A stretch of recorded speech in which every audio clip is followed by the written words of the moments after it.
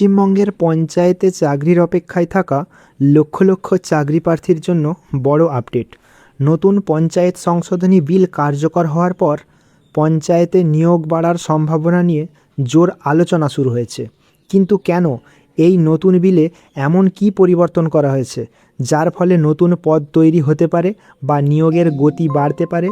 এই খবর কি সত্যিই চাকরি প্রার্থীদের জন্য সুখবর, নাকি এর পেছনে রয়েছে অন্য বাস্তবতা?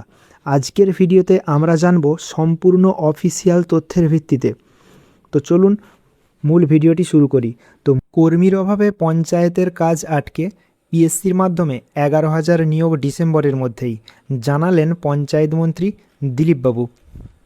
এতদিন পঞ্চায়েত দপ্তরে নিয়োগ হতো পঞ্চায়েত আইনের মাধ্যমে, এইবার তা পিএসসির হাতে তুলে দিতে চাই রাজ্য সরকার। তবে এটি স্বশাসিত সংস্থা, তাই আইন সংশোধন করা প্রয়োজন, এমনটাই তিনি বলেছেন। এছাড়াও আরও কি বলা হয়েছে এই প্রতিবেদনে? রাজ্যের পঞ্চায়েত দপ্তরে 11,000 কর্মচারী নিয়োগ করা হবে আগামী ডিসেম্বর মাসের মধ্যেই। সোমবার এমনটাই জানালেন পঞ্চায়েত মন্ত্রী দিলীপ ঘোষ। তবে এইবার নিয়োগ হবে ভিন্ন পদ্ধতিতে। পাবলিক সার্ভিস কমিশনের মাধ্যমে পঞ্চায়েতে নিয়োগের কথা জানিয়েছেন দিলীপবাবু। এতদিন এই বিষয়ে নিয়োগ হতো জেলা স্তর থেকে, এইবার তা হবে সম্পূর্ণ কেন্দ্রীয়ভাবে। সোমবার থেকে বিধানসভার বাদল অধিবেশন শুরু হয়েছে। বিধানসভায় নিজের ঘরে সংবাদ মাধ্যমের মুখোমুখি হয়ে জানিয়েছিলেন দিলীপবাবু। নিয়োগ সংক্রান্ত বিষয়ে প্রশ্ন করা হলে তিনি বলেন, কর্মীর অভাবে পঞ্চায়েতের কাজ হচ্ছে না। পিএসসির মাধ্যমে 11,000 লোক নেওয়া হবে পঞ্চায়েত দপ্তরে। ডিসেম্বরের মাসের মধ্যেই নিয়োগ প্রক্রিয়া সম্পূর্ণ করবে রাজ্য সরকার। নতুন সরকার ক্ষমতায় এসে কেন্দ্রীয়ভাবে পঞ্চায়েতে নিয়োগ সিদ্ধান্ত নিয়েছে, জানিয়েছেন দিলীপবাবু। এতদিন পঞ্চায়েত দপ্তরে নিয়োগ হতো পঞ্চায়েত আইনের মাধ্যমে, এবার তাতে বদল আসছে, অর্থাৎ তা এবার সম্পূর্ণ পিএসসির হাতে তুলে দিতে চাই রাজ্য সরকার।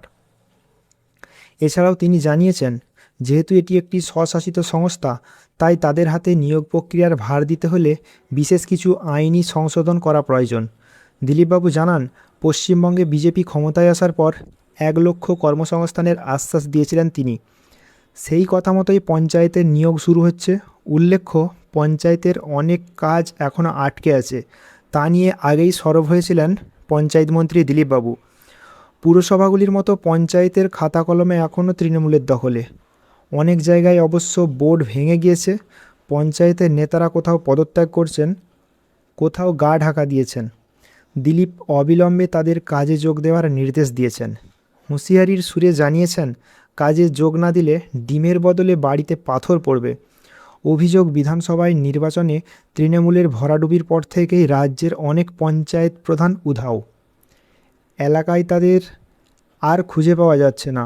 তাদের সই না পাওয়ায় সরকার অনেক কাজ আটকে যাচ্ছে। সেই সমস্ত পঞ্চায়েত প্রধানের হুঁশিয়ারি দিয়েছিলেন মন্ত্রী দিলীপবাবু। এইবার পিএসসির মাধ্যমে পঞ্চায়েতে নিয়োগের কথাও ঘোষণা করেছেন তিনি। তো এই ছিল প্রতিবেদনের আপডেট। এই প্রতিবেদনটি বেরিয়েছে আনন্দবাজার পত্রিকা থেকে। আমি পুরো ব্যাপারটা আপনাদের বোঝালাম। যদি ভিডিওটা ভালো লেগে থাকে তাহলে অবশ্যই একটা লাইক করবেন, আর চ্যানেলে নতুন হলে অবশ্যই চ্যানেলটিকে সাবস্ক্রাইব করে দেবেন এবং পাশে থাকা বেল আইকনে ক্লিক করে অল নোটিফিকেশান সিলেক্ট করে রাখবেন, যাতে পরবর্তী টাইমে কোনো গুরুত্বপূর্ণ আপডেট এই চ্যানেল থেকে পাবলিশ করা হলে তার টাইম টু টাইম আপনারা পেয়ে যেতে পারেন। আর কমেন্ট সেকশানে অবশ্যই আপনার ডিস্ট্রিক্টের নাম কমেন্ট করে জানাবেন। তো দেখা হচ্ছে অন্য কোনো ভিডিওতে। ভালো থাকবেন, সুস্থ থাকবেন, ধন্যবাদ।